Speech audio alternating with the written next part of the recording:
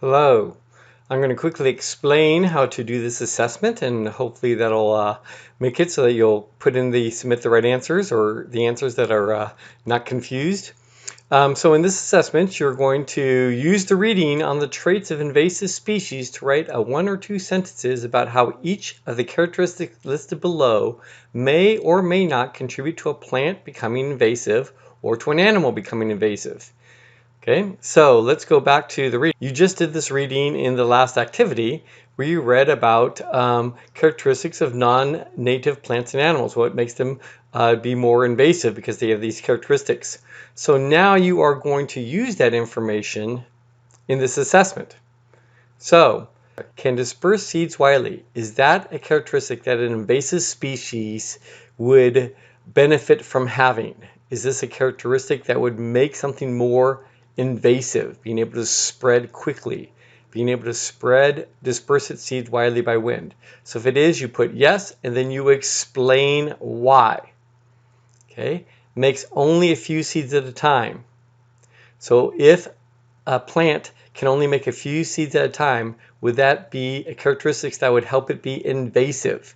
Again, invasive meaning spread quickly and overrun a habitat or an ecosystem. So for each of these items, you will go through and list or tell me yes or no if it's a good characteristic for an invasive species to have, and explain why. If you get to some that are confusing, feel free to email me. One that has been confusing before is creates lots of shade. So if this plant grows quickly and can create a lot of shade underneath it, is that a good trait for an invasive plant or tree to have? So that's one that tends to be confusing.